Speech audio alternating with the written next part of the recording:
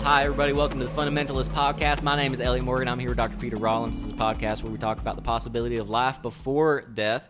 I like talking in a southern accent. It's nice. Here, by the way, we left the clap in on the video. Did you notice that? Really? Yeah, last week or the week before or whatever. I like it. Yeah, I think it's good. But it's behind the scenes. People, they imagine this is a very expensive studio. Yeah, and that there's people in here. Yeah. They do. We've got someone else who does the clapping, but we don't. It adds to our authenticity. Yeah. It makes us raw and real. Welcome to the podcast, everybody. I hope you've been enjoying our most recent episodes on socialism as well as fascism. But today... Mm-hmm. That subject is very close to your heart. A subject that is very close to my heart. Something I know about firsthand. Something that people have said to you many times over your life. Daily. Yeah. It's ignorance, guys. We're talking about ignorance, and we're talking about the positive sides of it as well as maybe the negative sides, if there even are any. This was my week to come up with a topic to discuss. My initial thought was to talk about just the pros of ignorance, just being like, all right, because I'm on the heels of, I would say, a few days at least of just not looking at the news. Yeah, I'm remaining ignorant, so to speak, and it's been a lovely time. It feels wonderful to be like disengaged, and it is a nice reminder of how you can just be like, oh, you can just turn these things off. You can just look the other way sometimes, and you can not worry about it. But that can also lead to a certain sense, in my experience, of feeling a little guilty and a little out of the loop. It's almost like if I have to know what terrible things are happening so that I can feel bad about it, because if I don't know, then I don't feel bad, and if I don't feel bad, that's bad. Although it sounds like you believe the news. I think the news mostly makes you more ignorant, so I think it's a good thing to unplug, and then maybe, as you're doing, reading a lot of Are you saying you don't trust the news to be transparent and objective? Crazy. Yeah, I mean, I guess. Do you feel like the news is, before we dive into ignorance, because do you feel like the news is generally, what percentage do you think you can really, I truly am curious, because I'm at like a 50 to 60%. Yeah. I mean, for me, news stations now, I would, just to guesstimate figures, I would say 20% of what you see on a news channel is the reporting of facts, and 80% is the giving of opinion.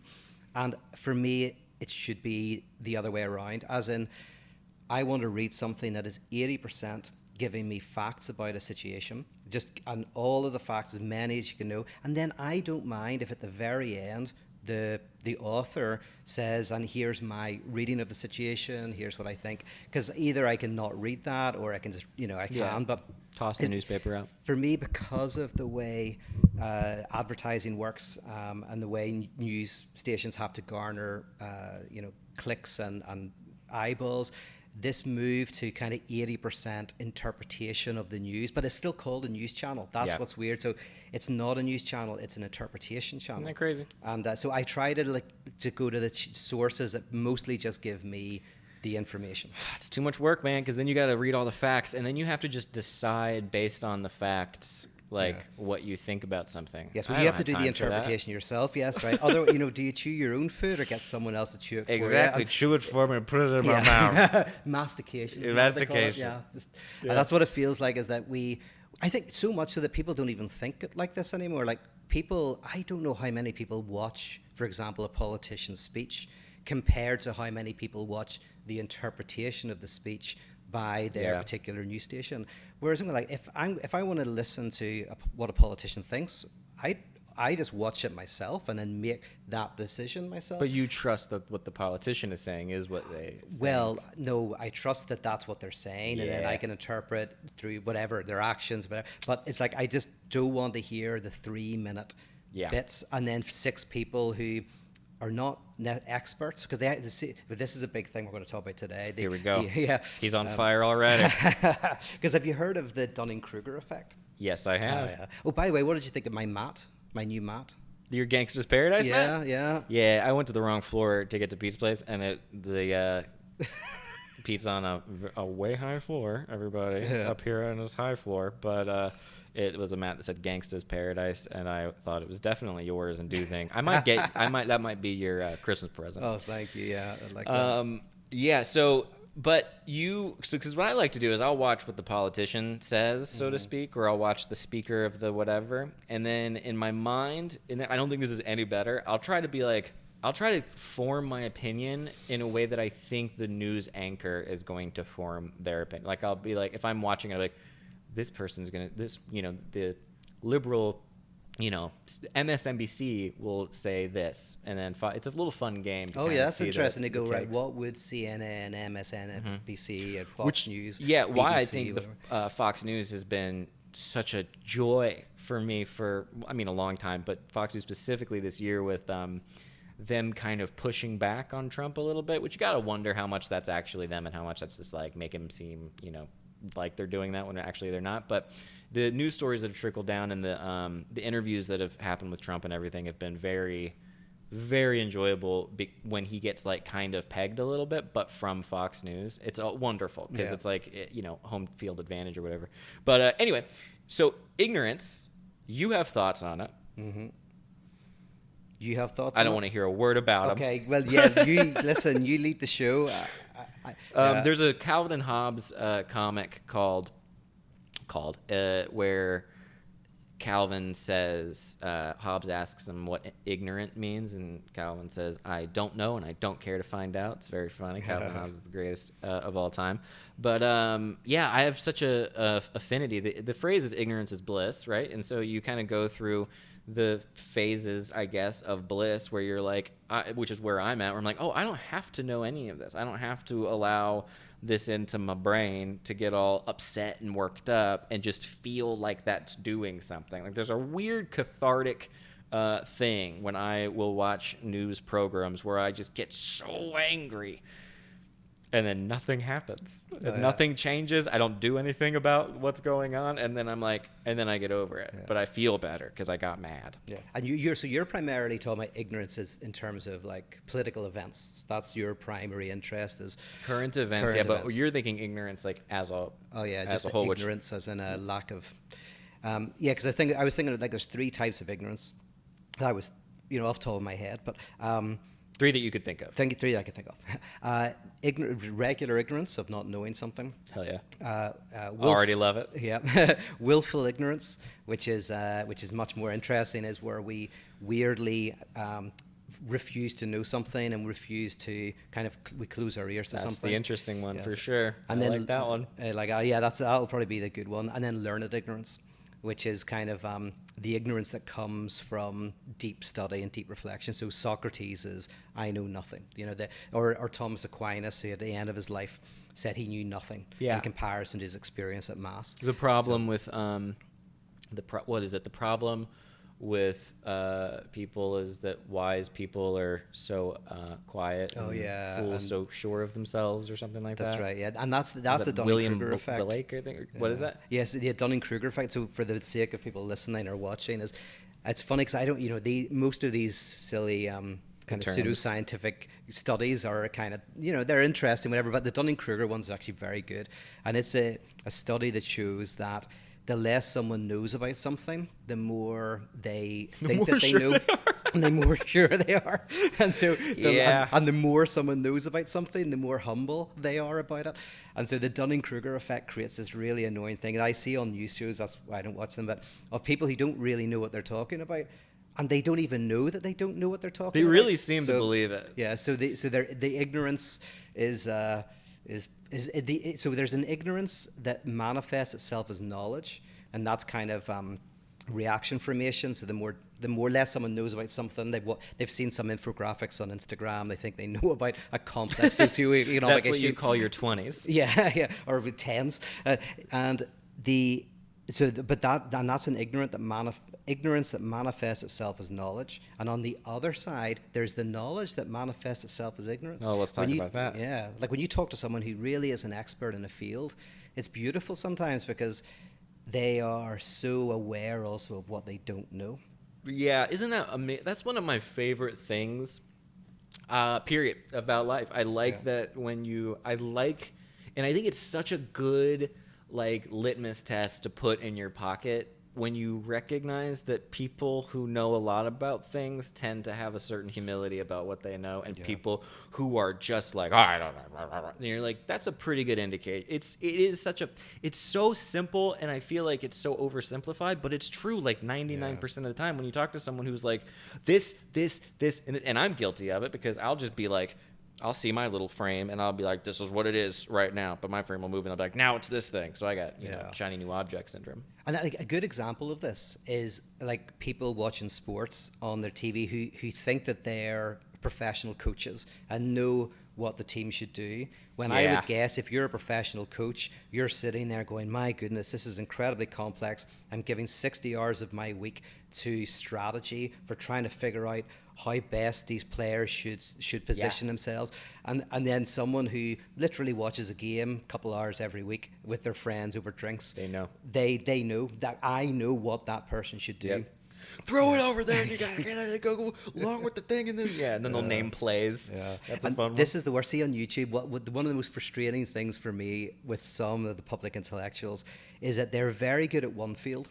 So there's an area of expertise they have in one area, and then they get popular, and then they start to think that they can talk with expertise about other areas like philosophy or physics or biology, and there's a few that I know that, as soon as they speak outside of their area of expertise, they start to look like idiots. The wheels fall off. Yeah, but they don't know it. They don't know how bad they look. And the sad thing is, the people watching them don't know.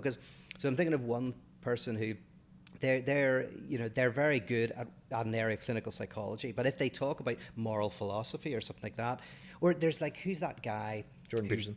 Well, I was thinking of him as well, but that guy. Say it's Jordan Peterson. It's Jordan Peterson, isn't it? Yeah, that was a good. That's one of those guys I was thinking of. Because also I don't even know what the hell Jordan Peterson stands for, but I do know that I'll 100% agree with him a certain percent of the time, and then out of nowhere I'll be like, What? Yeah. Like, what are you on about?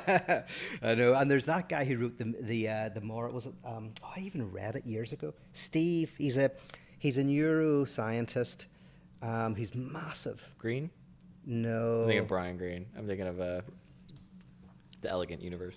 No, you'd know this guy. He wrote I think it was called The Moral Maze, or he wrote basically, he's a neuroscientist, and then he went into moral philosophy and wrote a book on moral philosophy, having not read any. But anybody who listens to him would have read that book and gone, oh, this is quite interesting. Yeah, the first time I've ever seen that kind of thing happen, where a person's area of expertise was separate from what they were actually writing about, was when I learned about the hydroplane theory or hydroplate theory of young Earth creationism, which is a whole book about how the flood literally happened thousands of years ago. And you had a busy week, yeah. Yeah, I've been very busy. I've been really diving into some studies. And I remember as a kid reading the biography of the author, and it said he was an engineer. And in my mind, I was like, I will actually know who that is, because I used to read that stuff. Really? Me too? Yeah, clearly I had it. I remember it because I can't remember his name, but I remember someone who was an engineer. Their area of expertise was in engineering. And then they were talking about. And then they were like, the Earth started this way. Crazy. And I really, because I think I may have seen the guy like speak in person. And I still at the time believed in young Earth creationism, because obviously we just got here. Clearly, this shit hasn't been around for a while. But I remember being like, something's off about the fact that he just, how do you know so much about this thing, but you wrote a book about that thing? But I wonder if something happens to your brain when you're learning one thing so much that kind of tricks your brain chemistry into thinking that everything else that you've learned, even if it's very basic, you somehow are like, I have a thorough understanding. You know what I've learned recently? I don't know jack shit about anything. I could have told you that. You know, if I'm being honest, Pete, I don't think I know anything. And I don't mean that as a trick. So people are like, he says that because he really knows a lot. Because you're Socrates, I know nothing. Oh my gosh. No, I can confirm. I'm pretty sure I'm an idiot. Nothing. Listen, I don't get it. So that's the kind of. But you know what? You've got a great character of someone who knows everything. See, when you do the fast talking, you come across very smart. You fool a lot of people. I know, right? I've fooled so many people. That's good. Not enough, but So learned ignorance is the cool one. That's like a sign of wisdom, right? Yeah. You could say. And then, and also I think a sign of like a virtuous kind of humility. Yeah. And sometimes, I mean, the weird thing is about the universe is, so there's two dimensions. There's one is the more you know, weirdly, the more you also perceive what's unknown. And then the second level is where you realize that the unknown is intertwined within the known. So that's where you get into mathematics, like the kind of incompleteness theorem, or in quantum mechanics, quantum duality. But so you kind of like get it. Yeah. So the more you get into the subject, the more it's not even as you say, it's not fake humility. It's not, oh, I know nothing. It's like literally you're like, oh my goodness, I used to think a table was just a table, and now I look at it and it's mostly empty space. Yeah. And it's these kind of like these atoms, and then in the atoms these subatomic particles, and they're bouncing in and out of existence, and so you're kind of going like quarks. Quarks are another one. Quarks. Subatomic particles. I mean, crazy stuff. So where are they? Wherever you want them to be. Wherever they are when you look at them. Different when you look at them. So when I look at that, like I know that's a table, and I only know it's a table because I'm so ignorant of actually the properties of the table. If you knew anything about this table, Pete, you would understand that the closer and closer and closer you get to this table, the table disappears. Yeah, right. There's I've gone space very between close every to it. atom. Yeah. There's space between. It's all made of vapor. It's all air, and therefore we are one with everything. And there's an interconnectedness. And look, I know about this stuff. Yeah. There's a great documentary. Well, it's really old now. I'm sure it's dated, but Philip Glass did the soundtrack to it, and it was all about quantum mechanics. Two people walking around. I forget what it's called, but if you type in, anyone who's watching this, Philip Glass quantum mechanics, you'll find it. Really? But it's probably 30 years old now, so it's probably rubbish. Yeah. Speaking of Brian Greene, I mean, I tried listening to The Elegant Universe, which is a really cool book that explains, kind of string theory and all that stuff. But man, what a dumb move! What a waste of an Audible credit to be like, is that right? Let me listen to quantum physics on the car. And there's a Hegel's Phenomenology of Spirits on Audible, and I downloaded it, and that's just like who can listen to Hegel or this guy on also on driving down LA? Yeah, let me make something very clear here. There is so much in like academic writing where it's like that kind of stuff, Hegel and all that stuff. It feels like almost trollish in how dense it is. It's like it feels almost you don't need that many parts. in how little it gives you. Yeah. And like, the sentences can be shorter. There's a way to make it shorter while you're explaining whatever, anyway. Well, Hegel would write whole pages without full stops. That's not okay. It's not okay. He should be ashamed of himself. Yeah, that's ridiculous. No, it's very bad. I've been very frustrated with my, I got I smoked a little marijuana the other night, Peter. First time for everything. I was like, ooh, let's try. You're a man. Dude, I don't even have a hair of shame about the amount of marijuana that I don't know what it is. Yeah. I think because I got accustomed to it in California and it's always been legal. Yeah, I think we talked about this. I just don't. I'm like, whatever. But I did get maybe a little too high. Yeah. And I've been reading, and my girlfriend and I were discussing. She was like, I don't understand archetypes. And me being like so wise and intelligent, I was like, I'll take it from here. I'll explain to you what archetypes were. It was like the worst. It was the worst explanation of. I think Jung rolled over in his grave as I was talking about it. But it also was me realizing, like, I don't really know. I don't really know what this is. I'm excited to. I'm biting my tongue because I think he's wrong on this. But we'll do a whole episode on archetypes. I'm gonna find out how wrong he is. For sure. But we can talk. Yeah, because it is a little like. It makes it's too.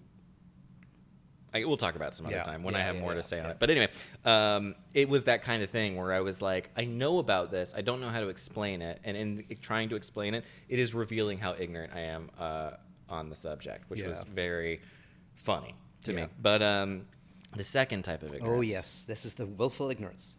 This is interesting. This is the scary one. It's a scary one, yeah. Something that Paul Tillich, the philosopher and theologian, funnily enough, said about fundamentalism, which is interesting. He says, fundamentalism is not kind of ignorance, right? So you're not a fundamentalist in any, either secular or sacred fundamentalist, if you simply think you're right, right? You haven't experienced the wider world. You just think you're right about the world. No, because that's how we all start. You think you're right. What your family teach you, you just accept. He says fundamentalism starts whenever you encounter the wider world and difference and different opinions and ideas. And at that stage, you've got two choices. You either go with that and you go, oh my goodness, I'm going to enter into, I maybe call it the toxicity of the world, right? The pain in the ass of the world. Exactly. And it's going to decenter me, disrupt me, put me into a discordant relationship with myself. Or I'm going to close my ears I'm going to kind of like, shut myself down. And yes, please. Yeah. And that's when fundamentalism starts. He says, so it's not ignorance, it's repressed knowledge. It's a refusal to know what you know. Repressed knowledge? Well, like in your heart of hearts, which is a Jungian, no, I don't know what it is. You know in your heart of hearts that you could break apart what you believe, but you safeguard it. You safeguard it. And the evidence is often that you get all of these books that back up your position, and you only hang out with people who think like you think. And it's not because you're so confident, it's because you lack so much confidence. And you're scared a little bit, right? I eat meat, for example, right? What? I eat meat. Oh, I thought you said I am me, and I was like, okay, all right, we're getting real. I know, I thought it was a video. Okay, here we go.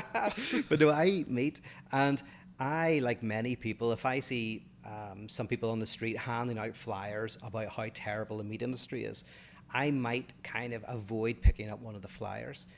Not because it's going to teach me something I don't know. Yeah. It's going to teach me something I know, but I don't want to know that I know. Yeah, absolutely not. Yeah. Like, or if you've got a suspicion that your partner's cheating on you, your friend says, your partner's cheating on you, and you get angry. He never do that. I never do that. Why are you getting angry? Why not be shocked or surprised? Because he's cheating. What's that? Because he's cheating. But why do you know that he's not cheating? Because he's cheating. What's that from? Nothing. No. Well, actually, it's from Married at First Sight, Australia. There's a dude who's like, there you go. There's the most charismatic reality TV show character I've ever seen in my life. This dude and this girl, they're wonderful together. Got married at first sight. You get it, strangers get married. This dude is like a dog of a dude. Are you promoting your other podcast? Yes, I am. Pilot on. You didn't see it. But it's actually no, because we stopped watching the show because it was so scripted and bad, which takes a lot. A show's got to be really bad. It's got to be bad if you stop watching like trash for me to not watch. As someone who's been watching things like, what are the shows that you watch? They're hilarious. Well, there's titles. Married at First Sight America. There's Love It or List It Canada. There's actually, I watched 4 episodes of the Challenger documentary yesterday, which is actually really good. All right. Good. Anyway. This. What was I saying? Yes. Well, if you get angry with me, it's often because you might know, but you don't want to know that you know. Or if you don't look at your bank statement, you know what your bank statement's going to say, but you don't want to know that you know. So this is called. So there's 3 basic ways to avoid knowledge: repression, disavow, and foreclosure. We come back to, but ultimately there are ways to avoid knowing what you know. Well, now hold on. Okay. Repression. That's when you're. Let me guess. Okay. Repression is when you're like, I know and I don't want to know, right?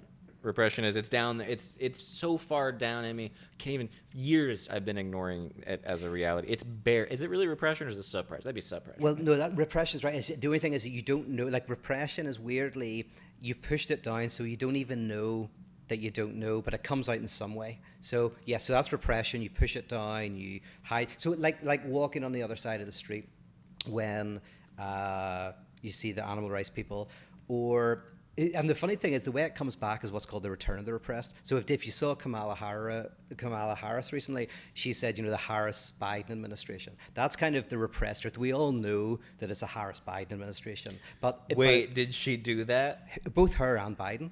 Called it same in the same press release as a slip of the tongue, and then corrected. She said, "Why is this not all over every newspaper?" I know. That's so. It was completely buried, but it happened. Both of them did it. Biden himself said in the Harris-Biden administration, Yeah, so it was a beautiful experience of repression. Is anyone concerned about that? That's such a tell. It was hilarious. So when It's I right heard there. about it, because I actually watched it, because I heard about it, and went, like, that couldn't be true. And I only knew one of them had said it. And when I watched it, it's like they both said it. So they both tried to recover. But the funny thing is, we all know it's true, but we don't want to know that we know it's true.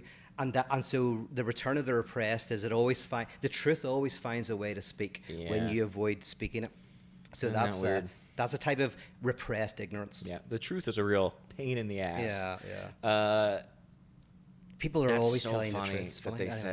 that they said Harris. Did you not hear that? That was very No, funny. I didn't. I mean, but that goes back to me being like, I'm not paying attention to any of this. Well, fair dues, stuff, but right? yeah, Oh man. I don't think it was covered in the mainstream. Yeah, there's been a few Freudian slips I've seen in the news cycle recently that are which we could do a whole episode on, but it would require us to like pay attention and write them down. But if you take Freudian slips, parapraxis, yeah. if you take that stuff seriously and you pay attention, it's a fun little game to be like, huh, okay, that's what you think. I've found in my own brain when I'll do little Freudians to be like, oh yeah. Okay. It's like Freud says it was true. It's like people are always telling you the truth, even when they lie, and that's.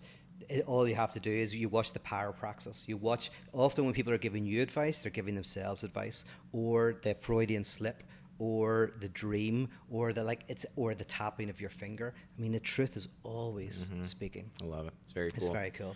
But yeah, so that's repression. But that's back to ignoring the truth. So that's repression. And then what was the next one? The next one, which is neurotics. Neurotics repress.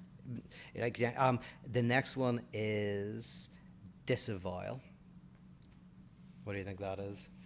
I mean, it sounds like you're disavowing the. I mean, you're just saying that you're wrong, whatever it is, right? You're just going, no, that's not correct. No, weirdly, You swing and you miss sometimes. Yeah. Weirdly, disavow is when you know something but act as if you don't. So Sorry, what's that? Ben Shapiro. He's come up a few times. Dude, he's my ultimate Freudian slip. All right. Although the guy that we always bring up, and I said we have to do an episode on him, is that guy Dan Bilzerian. So I can't wait to that Dan episode. Bilzerian. The Romulan. Yeah. No, he. Both of them are. Ben Shapiro and that whole gang, that whole world is very like, you got to debate me. If you're serious about what you believe, but the problem is you're also an anti-Semite, so I can't work out whether you don't like Ben Shapiro for that reason or for the anti-Semitism. I can't be an anti-Semite. I didn't learn what that was until I was like 26, and I was like, really? People? Okay. I was like, people everywhere think that's still a thing. But we should get a debate going between Ben Shapiro and Dan Bilzerian at some point. Then we remade. That's what America needs. Did you hear about, by the way, the possible debate between Biden and Trump on Joe Rogan? Yeah. It's not going to happen, obviously. Joe Rogan just put it out there, and Trump said yes, but that's not going to happen. But anyway, our version will be Ben Shapiro and... Yes, but I want to moderate it. Yes. Because I want to be like... I'm like, how in the world did I guess between the two of them, I would not be an unbiased... I would not be a neutral figure. I'd be like, I'm on Dan's side. Yeah, you're just... Oh, right. You just want to get high with that guy. You just want, you want to pet a lion and walk around with these supermodels and get high. Not be an agent of destruction that the other one is. But no, I think they're both wonderful. Whatever, who gives a shit? So... Oh, yeah. Disavow. It is weirdly where, for example, you are talking passionately about the consumption of oil and the environment while driving your SUV, right? It's where you simultaneously know something but completely refuse to know what you know. So you engage. So it's not like repression where you push it down. It's like it is that thing of sitting in Starbucks with your paper cup talking about the horrors of environmental crisis or whatever. So using my iPhone to tweet about the injustices of like work labor and other countries that benefit America, like being like, how dare we, as I use the iPhone. That's it. And irony is the kind of term, because the ironic gesture is you go to a 70s disco, you dress up in the 70s clothes, you dance to the 70s music while taking the piss out of the 70s music and taking the piss out of the 70s clothes. Isn't this dumb? Isn't this silly? Ha ha ha, as we enjoy it. So irony allows you to fully participate in what you are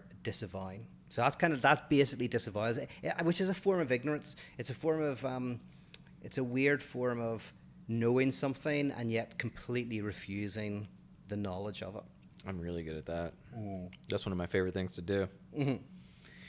Who is it that was like, you learn as much as you can and then you forget as much as you can? Like, you learn it just to forget it. Oh, no, who says that? I don't know who said it. Yeah. I don't know if anyone said it, but I like because you're very good at forgetting what things. I don't want to hear another word about You're it. living out the truth of that statement. No, thank you. I learned it and I forgot it.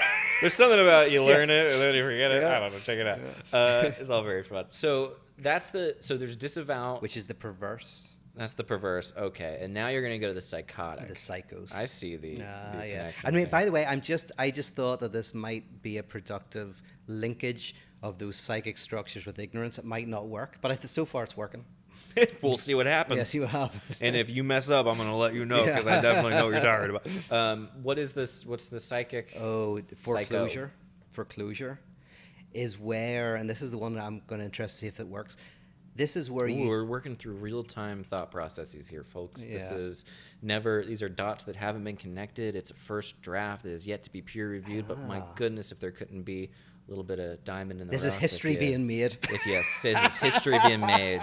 Guys, this is an actual person who's saying this, so it's a pretty big deal. This man is big on Patreon. Let's believe what he has to say. No, but for real. It's nice to chat. It's been a silly. And why is it the Patreon works for me when there's very few people who kind of. I don't know. Yeah. I don't know. Yeah. I don't want to know. I know why it is. That's willful ignorance. I feel like I'm the cat in a cartoon over the cliff with the legs going. If I look down and try and work it out, I'm going to fall. No, So don't do that. No one wants to.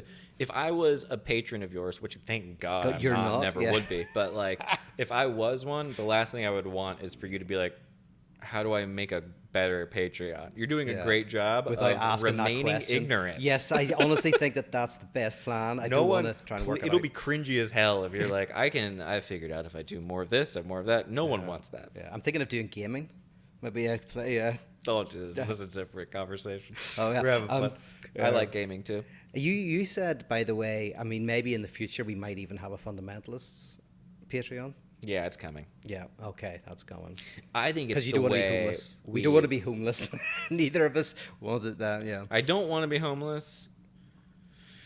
But you must pass through the eye of the. You have to go into the dark abyss. So if I have to be Also, by the way, sacrifice is needed to bring meaning to life. So people will get more out of this if they sacrifice to it. So if you, for example, want to give us all your money, that will make what we say more meaningful to you. Yeah, we're thinking about doing a Patreon for the podcast because I think, for one, we want to do bigger and better things with it, live events, safely, of course, and do something that is really cool and different that can be a community for people. And some of you guys have responded to that, which is very sweet of you, and thank you. But man, it's such a, I don't know, it's such a scary, it's a little bit of a scary undertaking. But at the same time, we need to boost this and get it going. And I think we can make it better, but I don't know. It's so hard to think about because it's so perfect. Man. We've been weekly for ages. That's good. Ages, we're doing great. Foreclosure. Foreclosure. What's that about? Okay, so foreclosure. So repression. Repression is when you learn something or you're about to learn something. Like something's being let in, and you kind of close yourself down to it. Right. It's the Drake meme of going. We haven't seen that one. Yeah, there's two pictures. It's Drake going like, and there's Drake going like that. Yeah. Yes. So it's Drake kind of no thank you about that thing. So you've got it, and then you're kind of no thank you. You're pushing it down, and then disavow is kind of similar because you know something but refuse to know what you know, and then but here foreclosure is where you don't even let it in. You literally don't even. So it doesn't even get into you. It's like you've shut down, you've put a wall up that prevents you from having any experience. So you don't have to repress, you don't have to disavow, you literally will not even let knowledge come to you. What a dream. I mean, if that's not the ultimate sage of ignorance, just the no. I shan't accept new information. Yeah. I will no. Whatever you have to say, I will not have it. And the way that works then is that's the one that looks like, that's the tyranny of certainty. That's the person who knows that, for example, there's a Jewish conspiracy, or knows that pedophiles are running the government, Right. or knows that there's lots of, I won't say the ones that actually lots of people believe, but I don't want to get in trouble. But there's lots of things that people know for sure about our society, about what's going on, Right. and they're tyrannized by certainty, i.e., they can't even open themselves up to the possibility that they might be wrong. That's kind of a type of foreclosure. It's not even that they suspect they might be wrong or they fear they might be wrong. It's the tyranny of certainty. That is a very, very deep form of ignorance. What's going on there? Why is it that people tie themselves to the idea of being right about things when the idea of being wrong is what teaches you things? That's kind of sad. Oh, I have a theory Let's on talk this. about that. I have a theory on this, right? This is what I was thinking about this Some people morning. are dipshits. Yeah. That's That's it. I like Yeah, it. you read my article. Yeah. Yeah. So here's the theory. It might sound a bit grandiose, but basically there is a fantasy that I think is predominant today, which is a fantasy of privatization. So the idea is very basic level. We are individuals who come into the world and are gradually socialized by the world, and we would like to kind of remove ourselves from the world of the social. So the more money you have, the more private you can be. Hell yeah. Right. The more you can get rid of, you can have gated communities, you can get rid of all of that. Get them away. Yeah. Yeah. So there's this fantasy that where pleasure is in privatization, is in not encountering the toxicity of the other. Ugh. Now, I think this is I don't even want to experience the goodness of the other. Yeah. And Get the whole other away from me. I know. You feel it in your body, don't you? I feel it. And What? I don't even think this. I think this is a fantasy that's completely wrong. And yet I try to, as I get older, protect myself from the other. Especially, I mean, this is a kind of slightly separate conversation, but in the current climate that we're in, I want everyone. I don't want anybody. Yeah. These days, I treat social interaction the same way I treat literally like food. I'm like, if I start starving, if I get really hungry, I'll like eat or hang out. I like you. Thank you. That's it. It's funny because I think of you, right? You're a popular guy. You're a nice guy. You know a lot of people. You've done like I think of you, and I'm sure a lot of people think of you as like you must be hanging out with a lot of people. You're going out all the time. You know a lot of people, but you're as reclusive as I am. Oh yeah. I mean, I guess is it reclusive? I mean, or not reclusive. Yeah. What would be the word? I always wish I love so many people, and I love seeing them, and I love hanging out with them. I genuinely love quality time with human beings, and I love them, and I love people. Once a year. Oh yeah, and then I'm out, and I'm like, I'm always like, if people are like, come hang out, of course I'm down to hang out. Like if you invite me, I'll come have a great time. But goodness gracious, if it didn't happen, I'd be totally fine. I know, and I think that this is the logic of the contemporary subject, is that even when because I'm like you, like I love people, I enjoy people. In fact, in my working life, I used to love going around and speaking because you'd end up meeting wonderful people, and yet there's this thing within me that as I'm able to remove myself more, that I kind of seem to want to. And here's the issue, here's the theory. All right. Right, so first of all, that's a wrong notion of human subjects. We are not individuals who are gradually socialized. We are socialized, and becoming an individual comes later. Right, so and then that means we're fundamentally social creatures. And it also means that the enjoyment of life is in the toxicity of the other. Where life becomes most interesting is precisely in healthy back and forths and conflicts and obstacles and all of that. But the fantasy we have is the opposite. And the reason why this is connected to ignorance is privatization. Is like, I'm just interested in my own little world. Because as soon as you want to get knowledge, you have to enter into the world, say the world of biology, the world of physics, the world of philosophy, the world of politics. Mm-hmm. You're going to get challenged, not because the world of knowledge just challenges you inherently, and you're going to find barriers and obstacles. And I think we have this idea that barriers and obstacles are bad, and that we want to avoid them.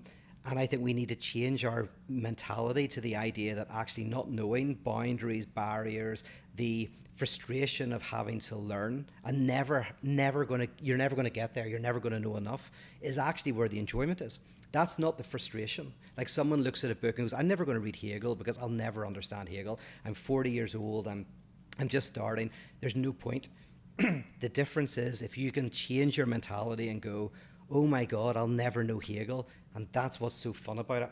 The fun is in the constant failure. The failure is what generates the satisfaction. Know your enemy too. It's like, yeah, learn it so you can. You saying Hegel's the enemy? No, it's just to know your enemy. Yeah. But yeah, I mean, I think you everything that you don't know can be considered your enemy because you're like, I don't want to know anything about that. So it's like, well, if I don't want to know anything about it, if I don't agree with it, at least know what you don't agree with, which kind of I think harkens back to our socialism episode where it's like, at least talk about the thing that you have decided that you don't like before you just outright dismiss it. But that's what I want for us, and I think hopefully is that can we in our own tiny little way have a podcast where people feel excited about learning something they might not know or thinking about something they might not agree with. And it's not about agreement or disagreement. It's just about creating a podcast where our listeners enjoy the challenge. Can I give an example from today? I have to tell you this is crazy. Yeah. I went to my first ever workout class. Today. Right, man, dude, you've been sitting on a lot of gold today. So like 7 o'clock in the morning, I got on my really rubbish kind of stuff, and I went downstairs. Oh my god! Kimberly was the person. You put on a whole thing. What did you put on? I wish you were in the outfit right now. I know. I was thinking when I was doing this, I'm so glad there's no recording devices for this, right? Yeah. And I did my first ever class, and this is a boot camp, so it's supposedly easy. Oh man, like a boot camp, so it's supposedly easy. Well, is boot camp kind of? I suppose no. Maybe, no. Oh no. No, well, there are very few words I think that you could say that make me think that is difficult than boot camp. Okay, well, thank goodness, because I swear to God, man, after the warm up, they did it. Absolutely not. You're they did dead. a 10-minute warm up. Did you throw up? No, yeah. How did you know? I didn't. I throw up all the time when I work out. Do you? All the time. Because I felt like I was going to throw up. I had to go and sit down. Oh yeah, if I'd done literally a minute more. Any more. And I was trying because I have this willfulness where I was going like, I'm going to go through all this. And thank God, Kimberly looked at me and she went, Kimberly looked at me. Of course, it's a Kimberly. I must have been bright red. Hey, old guy, like, are you okay? I was like 15 years older than everybody. It's like, the old guy at the back, you can slow down if you want. Hey, guy whose workout clothes clearly haven't been used in like years.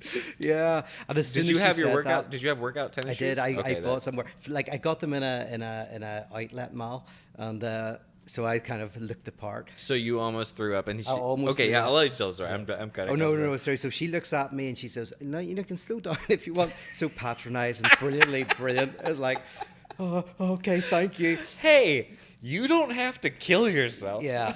It was, by the way, a confrontation with my age. I still feel like I'm 20, and because I don't push myself. It was a confrontation with your body, too. Yeah, I was like, oh, this will be easy.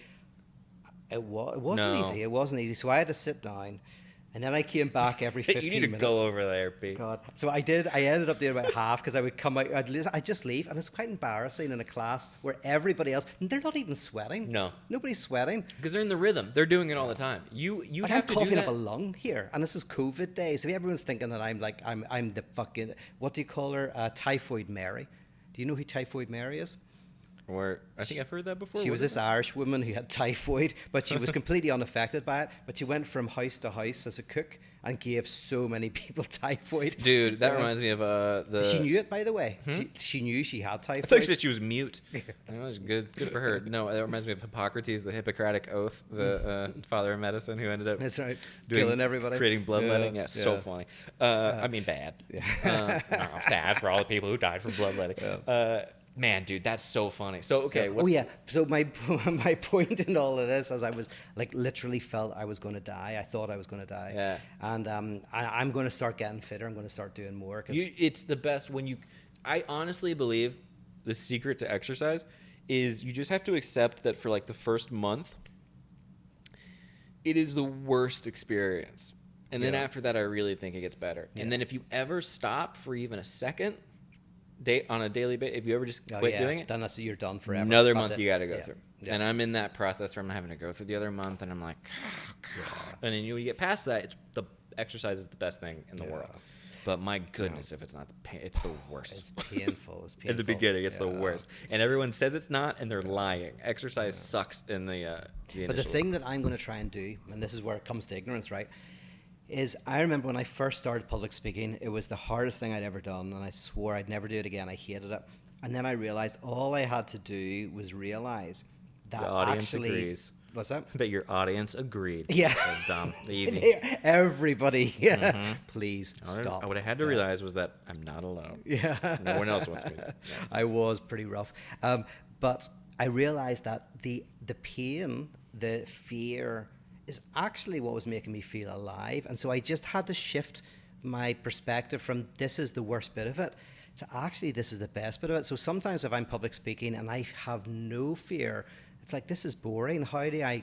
So that, which is great. Then you have to push yourself. I'm sure as a comedian it's similar, is that you kind of want to almost get yourself into an uncomfortable place and enjoy the uncomfortable place. Yeah, I would say stand-up stopped being as fun for me when I didn't feel like I was even affected by doing poorly. When I did poorly and I was still like, man, I don't give... When it hurt, when I was like, oh my God, I really did screw up. But then at some point, something clicked and I was like, and then it's like, if I'm not fearful of sucking, then I didn't feel like I was aiming as high for the... You don't aim as high. There's something... And who was that comedian? Some famous American comedians who then ended up doing crazy stuff like reading just Shakespeare plays. Really? The crazy... But I think it was partly because they were... Just give me something. So what I'm trying to do with the exercise, and it's totally connected with what I was able to do with philosophy, because I came out of school with no qualifications, no interest in thinking, is that I realized that the obstacle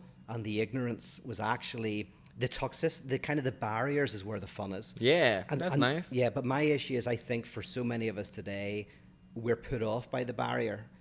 And that's why we don't want to go into knowledge, because knowledge will beat you up. It'll just beat you up. It really does. And it's so, you work so hard in life, I think, to have such a good, like, sound understanding of where you're at. Like, this is what I believe, this is what I stand for. You have this whole, like, idea of your persona, and you're like, I am this person who is I serve this, like, philosophy in life, I believe in this. And then when you start exploring stuff like that, you're threatening all of that, and you're being like, oh, well, if I end up being wrong, I have no value as a person, rather than being like, oh, of course you're wrong. Of course we're all wrong on all of this. And you might lose friends. You might lose family members.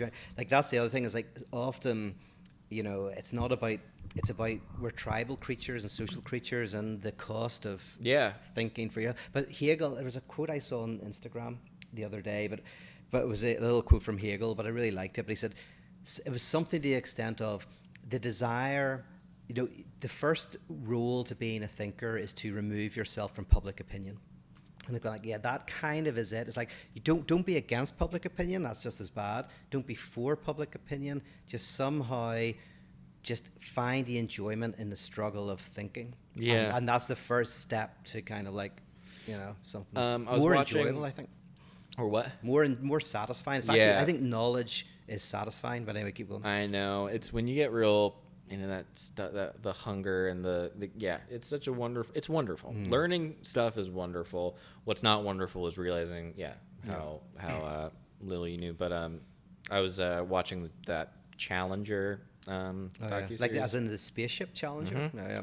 Mm-hmm. Which I didn't really know anything about. And it was really interesting. Was that, by the way, was that the one that blew up, or was that the one that got on the moon? All right. So, it blew up, and it kind of is I think a 4 or 5 part series, but it went through kind of like, you know, a documentary about it. I didn't know much about it besides the fact that, like, it happened, and then seeing kind of what happens. First of all, there's multiple things that are fascinating about it. One is just like the psychological effect of multiple people looking at something explode at the same time, and like the effect, the almost hysteria that happened, and for good reason. I mean, it's a traumatic, awful, horrible tragedy that happened. But then in explaining it and kind of giving the background, I got the distinct impression from watching it that like NASA itself has a very like for better or worse, a very maybe necessary but a very blatant PR branch, a very kind of obvious desire to look cool, look good, look whatever, keep their image first and foremost pure. They're pioneers of space and all that stuff. But kind of the way they, I don't know if it was intentional, the way they kind of, because J.J. Abrams produced kind of documentary, and it had some kind of like, the way they structured it, I don't know if it was intentional, but it gave me the impression that NASA, which I went to space camp and I was all like, did you? Yeah, I went to space camp, Space Academy, and pretty cool. And I had a rough childhood, so that's what you do.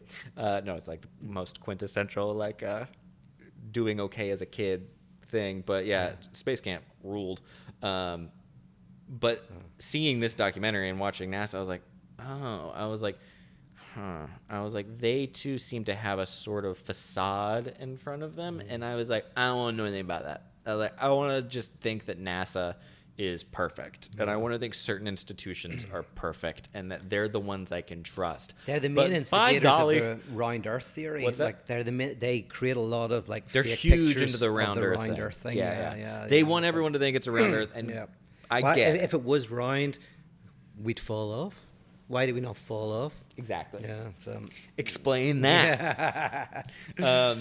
Yeah. But what was the thing about Challenger, or did you just about NASA? Just the facade. That you don't want to know. I didn't want to know what NASA was up to. I didn't want to know about NASA. I don't want to know. Don't show me the ugly side of the institutions that I've grown to trust, because then what do I even have to believe in if I don't have these wonderful things? If I don't believe being the president of the United States is the most difficult, complex job in the world, which would demand someone's full attention.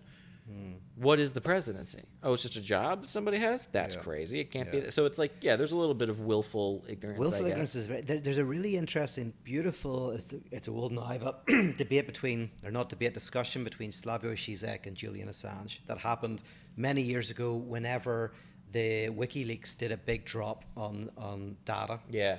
And what Žižek said in that discussion, which is very interesting, he said, what Julian Assange did. So there's one image of an American helicopter shooting civilians. And what Žižek said, he said, we all know that this stuff happens, but we don't want to know that we know. We want plausible deniability, right? So the most radical type of knowledge, he says, is not when you learn something you don't know. It's when you're confronted with what you know but don't want to know that you know. And what Julian Assange did at that time was, confronted us with what we knew, but we didn't want to know that we knew. No, thank you. So that's the most radical confrontation, is with not the knowledge that we don't know. That's fun, but with the knowledge that we refuse to know, which is happens all the time in our lives. Yeah, there's almost like I don't know, almost. It sounds like a parallel between the kind of news cycle thing that happens with that, like where you don't want to know about tragedies or corruption that would alter kind of your perception of things. But it also sounds like just in day-to-day life how people tend to not say in conversations the thing that they believe everyone knows, or the thing that they know everyone already knows. So they go, they know that, so I don't need to say that. And it's like, even on just an interpersonal level, it seems like that's a little bit of a form of ignorance. You're going, or a little bit of form of it's uncomfortable for some reason to present someone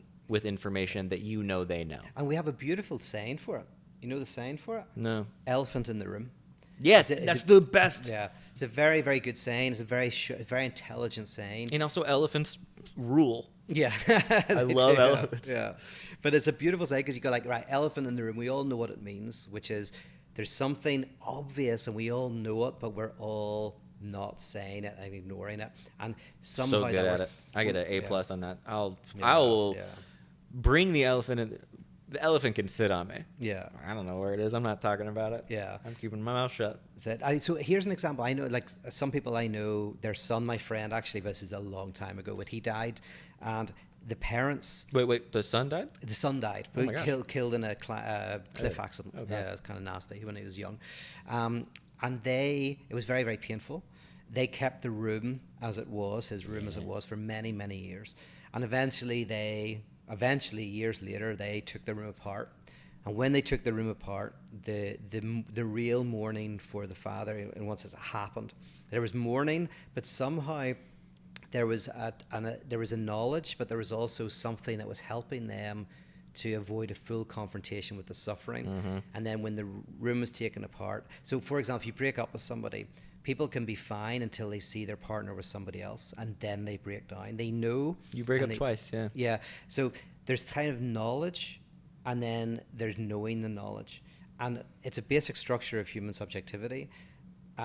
We sometimes have to protect ourselves from the full suffering of life. Yeah. You can sustain the fantasy that the person is just, they're so unhappy out there, and I bet they're so. They joined a monastery. Every day they joined a monastery. They're never going to fall in love. They're never going to touch another. They're never going to kissy kiss ever again. Yeah.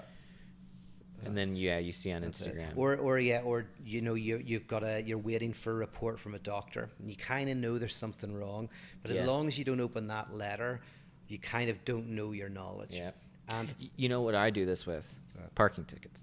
Oh yeah, that's No, right. You do. you. Yeah, you in parking tickets is fascinating, Dude, it's ridiculous. There's an it app hasn't by the way, changed. that helps. What is? There's an app now, so if you're parking down there, you LA pay with the app. city.gov? And then it beeps. Yeah. Oh, really? Yeah, and it beeps, That's tells cool. you 10 minutes before. You can refill it just from your phone. Really? Yeah, you should get that. Yeah, I'll get it. But that's it. Yeah, so you put the parking ticket away. Don't look at it. And I'll get to it. Yeah, Eventually. There's something about parking tickets. Maybe it's like a. Have you ever gotten proper trouble about it? Yeah, I got my girlfriend got pulled over in my car the other day because I hadn't paid some kind of shit that I should have paid. Oh. But I don't. It's annoying. Yeah. So I don't do it. It's it's truly a character flaw. I guess it speaks to my badness as a person, but. Also, I had an appointment at the DMV. The pandemic hit. I didn't go to the DMV, and it became a whole rigmarole. Except she got pulled over in my car. Very embarrassing. And he was like, "Hey, registrations, whatever." And I was like, "I meant to do it." You know, that classic thing. And they were like, "We're gonna email you the problem." And I had to get on the phone with him, and I was like, "I truly was. I can show you the appointment. I'm so sorry, sir. Whatever. Blah blah blah." Never heard anything. Oh, I think he just was like. Okay. And I also think probably, also, at the time, my girlfriend had her dog in the car at the same time, which is sort of like, the dog gets pretty upset when cops show up. That's or right, when a human or when anybody shows up or from when what you say. She was very like, you're not going to give this a ticket today. So it all worked out. But turning a blind eye, letting things solve themselves is one thing. I mean, maybe that's just a little bit of laziness / immaturity, but willful ignorance, being like, I want nothing to do with what this is because I'm going to stay right here, is to me, regardless of the fact that you're not learning new things, which is all what it is, but like, it's just a bummer. Like, it bums me out on an empathetic level to be like, you don't even want to learn a little bit how you're wrong. You don't even want, like, in my mind, I'm like, find out where I'm wrong. Let's freaking, there's got to be a bit, it's like the raptor in the cage in Jurassic Park, just looking at all the little, like, trying all the different spots to see if there's any weak points. Like, why not do that? Yeah. Why do people not do that? But here's the thing, right? The essence of psychoanalysis, like, the essence of it really, in one way, is it's not confronting with you. It never confronts you with what you don't know. It confronts you with what you know, but you don't know that you know. So when you're in therapy or analysis, what happened? The most radical knowledge, the most radical events, is when you're confronted with something and you go, "Oh my God, I always knew that. I kind of avoided it." So in other words, there's something about us. It's recognition. And the issue for me is we need art. And we need what Søren Kierkegaard called it the art of indirect communication, where if you want to help someone encounter the truth to overcome their ignorance, you have to do it indirectly. Because all of us protect ourselves from knowledge. We all do. Otherwise, psychoanalysis wouldn't exist. Because, as I say, analysis basically goes like, oh my goodness, you see in all these relationships and in your work and all of this stuff, this is what you do. And you go, yeah, I always knew it because I've done it. I've lived that life. I've been in every situation where that happened because it's me. Mm-hmm. I just didn't know that I knew it. So I think that's why I'm very sympathetic to people who are like, no, we need care, art, time to come to know what we know, to kind of overcome our ignorance. Willful ignorance is something we all suffer from, and it's very difficult. to overcome. Was that? No, I don't. No, yeah. I love it. Well, yeah, speaking of ignorance, if you yourself are an ignorant person, which I'm sure you're not, I would encourage you to find out why and how and in what areas in which you are incorrect. And I don't know. I mean, I enjoy a certain amount of ignorance if it comes to just turning the TV off and not paying attention to things, because it is bliss at the same time. And I say, you know what I say? Whatever you know, that's enough. And you're right, and you don't even need to worry about it. That was. I feel a tear coming on. Right? That was beautiful. Fine. Is that what you think? All right, cool. Yeah, very I good. love all the elephants in the room. All right. All right. Thank Bye, you. everybody. Bye bye.